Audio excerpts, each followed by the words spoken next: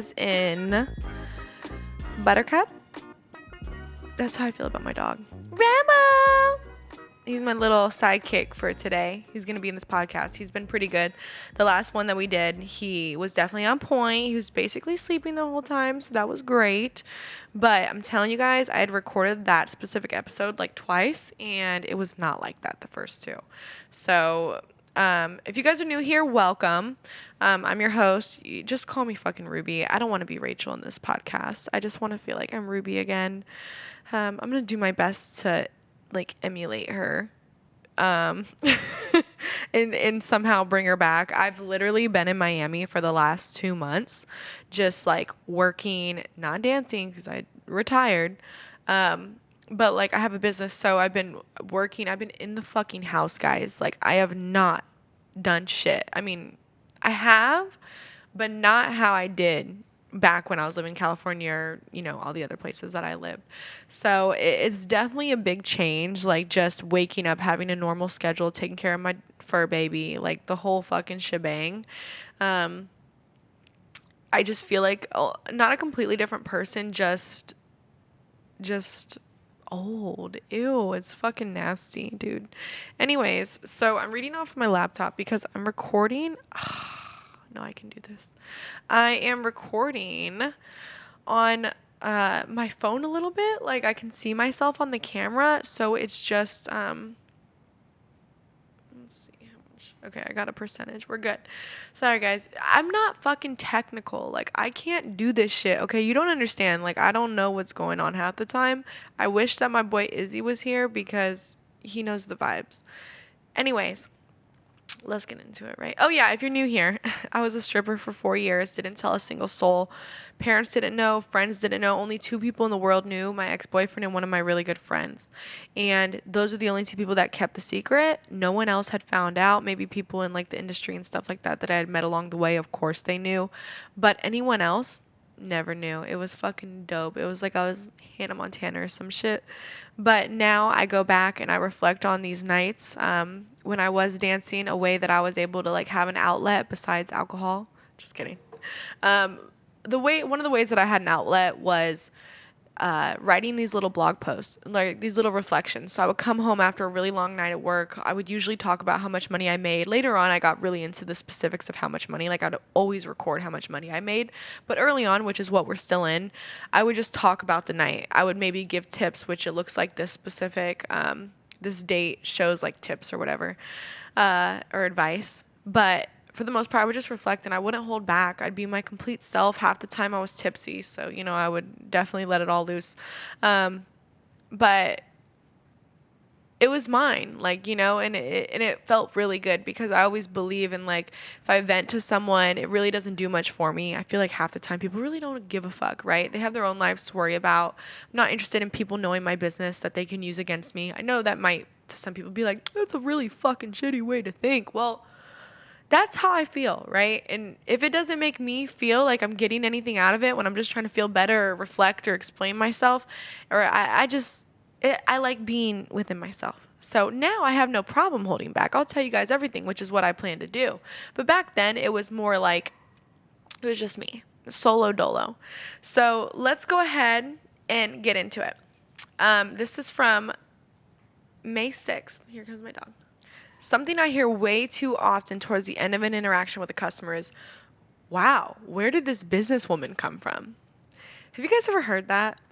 Like when you're having a great conversation with someone and you guys are having a great time and you feel sexy and you think the guy's going to give you all his money, and then you bring up numbers and they say, wow, where did this businesswoman come from? Oh, so it's all about money. La, la, la.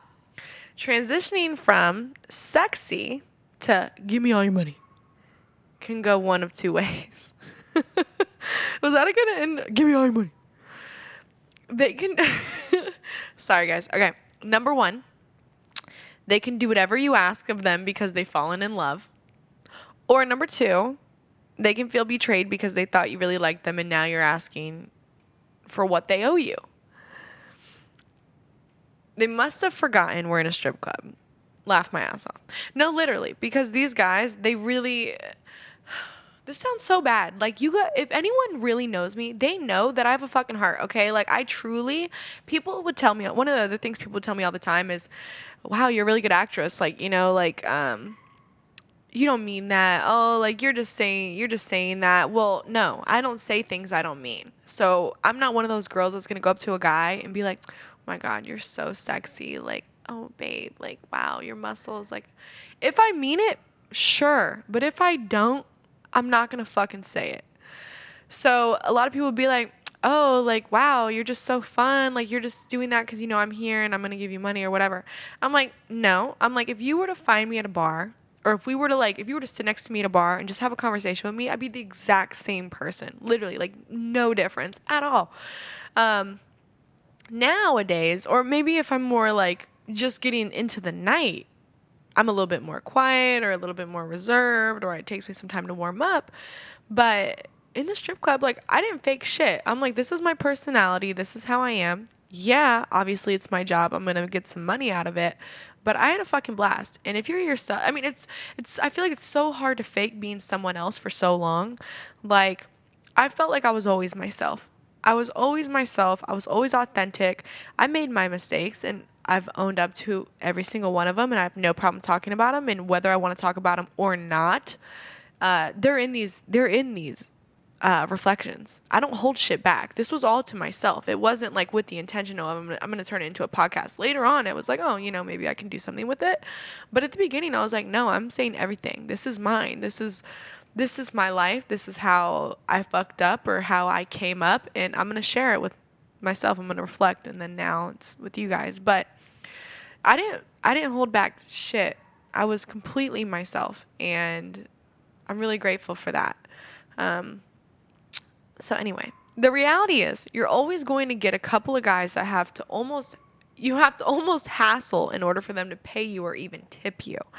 And I hate getting to that point where it's like, just give me my fucking tip. Like, when you get to the point where you're like, bro, literally, like, just give me my fucking money. Like, it's either he's going to be like, all right, like, here, and he'll give you less than what he owes, and you're just going to have to take that L unless you want to bring in management and waste more time and probably not get paid.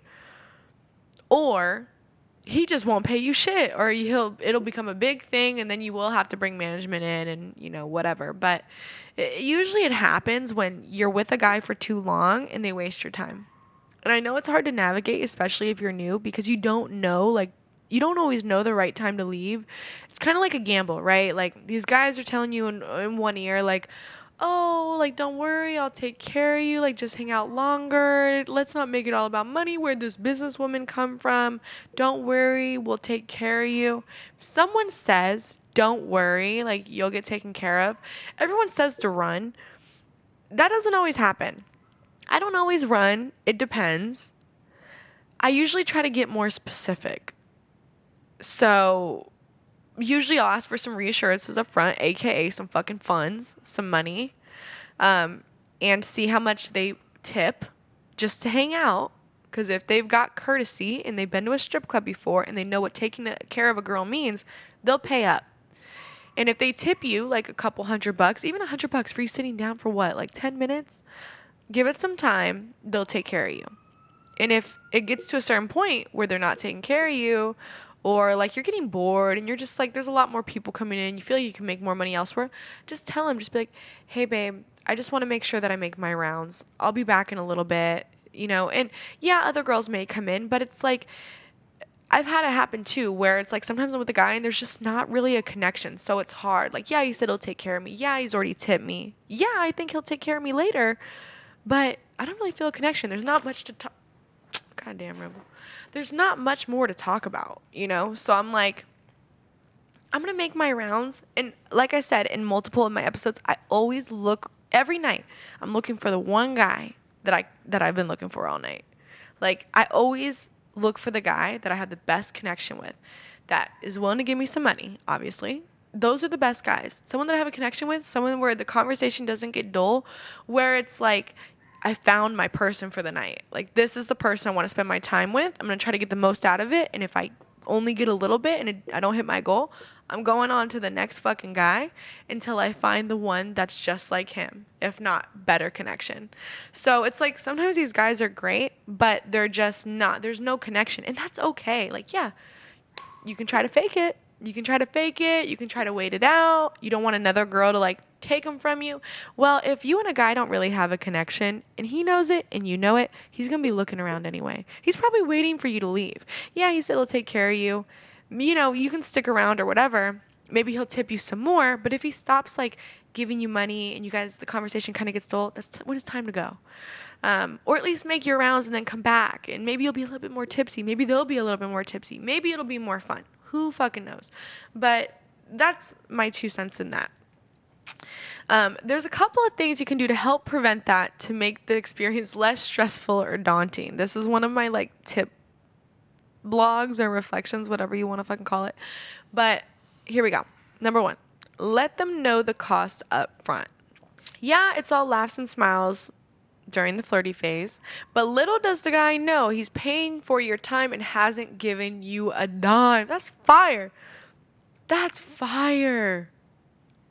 I mean, not really, but I kind of like the fact that it rhymes. You want to let them know what you want up front. You don't have to be aggressive about it, but give them a few dances and be sure to get paid right away for those instead of letting things pile up without him paying. Don't be afraid to suggest going to a room, and if he says maybe later, try giving him some more dances and drinks to loosen him up to maximize your profits.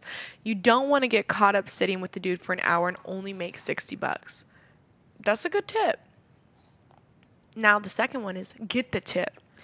I mentioned this in my other posts, but tips add up. You can always ask for the tip at the end of a basic dance, but when it comes to back rooms, you want to suggest it as early as possible. Let's see how I feel about this. I don't know how I feel about this shit at first. I don't know how I feel about this right now.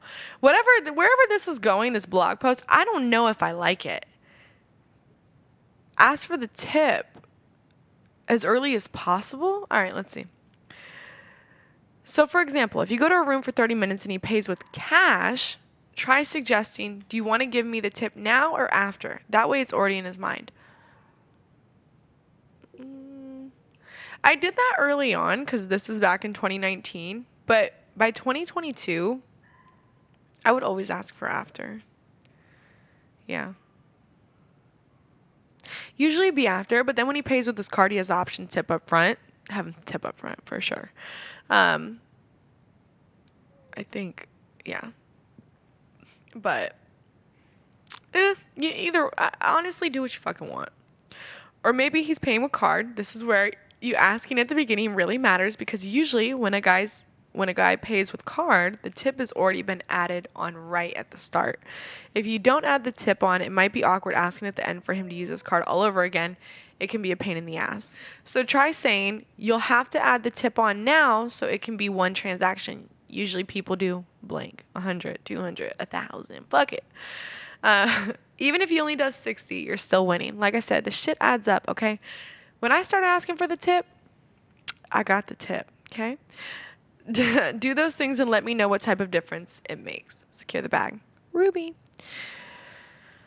That shit's true, though. Like, my tips add up. My shit had phases, okay? Like, I went from, like, a scared little Bambi, like, working in a fucking day shift in a city that is basically boo-boo caca, to a huge industry-filled city where strip clubs are, like, everything, and working nights at what I believe is one of the best strip clubs in the world. And I'm sure a lot of girls that have worked there that actually are good dancers, strippers, whatever you want to call them, they know how to make their fucking money. They're going to tell you that shit's fire. And that they're going to agree with me, because girls that know how to make money and do well, they recognize that shit. Anyways, but I went from like the scared little Bambi, didn't even want to go in rooms, okay? I was fucking scared to go in rooms, to then asking for the tip.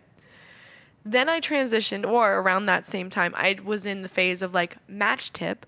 So if somebody tips me, like if someone pays $300 for a half an hour room, be like, oh babe, this is your time to include a tip. Do you want to just do match tip? They're going to be like, either they're going to be like, what the fuck is that? Or they're going to be like, yeah, whatever. So match tip is like matching exactly what they paid you as a tip. So if they paid me $300 for the room, they're paying me $300 in a tip. Now, some clubs, one of the ones that I worked at, had like rules, like you can't get more than, I think, 50%. So if someone pays $300, they can't tip you more than $150. But it all depends, right? So match tip has worked a lot. I remember, and I know is gonna come up in one of the future podcasts, but we had like this lawyer, I think, and me and this girl had gotten paid, I think like $1,000. No, like probably $500 for the hour, because this is back before they changed the rules. $500 for the hour, match tip, second hour, match tip. We had made like $2,000 off this guy each, off the match tip. He was so, I don't want to say he was confused, but he was just like, his friend had brought him into the room and he ended up paying, the lawyer ended up paying for everything. And he was just like, what the fuck is going on? Like, why am I, but he was like, fuck it. You know what I mean? So it was like one of those things where I was like, let's drink. Anyways. And then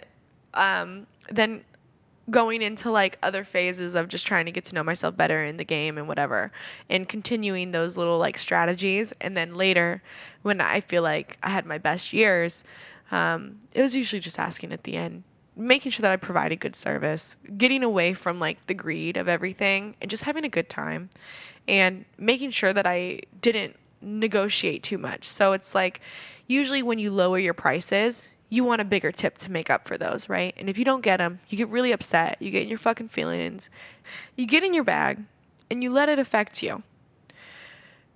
And then when you start to understand like what your time is worth and you know how to go for the right guys, you charge the standard, right? The standard is the standard. You don't compromise on the standard. The price is the price, baby. You got to pay the price. A guy that's willing to pay the price is usually going to tip you anyways. And if they don't, you got paid the price. You didn't have to negotiate. You didn't have to finagle your way. You didn't have to fucking lowball and then get mad that you didn't get tipped, right? But most guys that are willing to pay full price will pay full fucking tip. And then from there you have a relationship and you provide good service. You had a good time. It's another story in your fucking book. So, that's what I have to say about tipping and everything like that. And make sure you fucking tip, guys. Because I remember before I started dancing, obviously I was broke as fuck. I never tipped. Like, I would feel kind of bad, you know. But I was like 19. What? I'm like, what the fuck do I need to tip for? I'm 19 years old. I don't know shit about this. Then when you get involved in the service industry, you're like, God damn. Now I don't ever not tip. Even if service is fucking trash, I'm tipping. At least a little bit. So secure the bag. Thanks, guys, for tuning in. If you have any questions, comments, which I'm sure most of you do, a lot of you fucking dudes. I feel like a lot of guys listen to this shit. I haven't looked at the numbers. I'm going to have the guy that helps me with all the marketing, I'm going to have him look at the numbers. But I'm almost positive. When I look at the comments, it's a lot of fucking dudes, which I love y'all. You guys are my favorite. You guys keep this shit going, bro. You guys make me, I love the comments, for real. There are a lot of hate. It's a lot of hate. Probably because I don't think I look good on camera. Like, whatever I got going on this podcast, my videos, I've looked at myself and like, God damn, bitch. Like, I look ugly as fuck. But numbers don't lie. And I got the numbers. So it's working. I think I look better in person. I had someone tell me that. They're like, oh my God, you look so much better in person. I'm like, so much better. God damn. Anyways.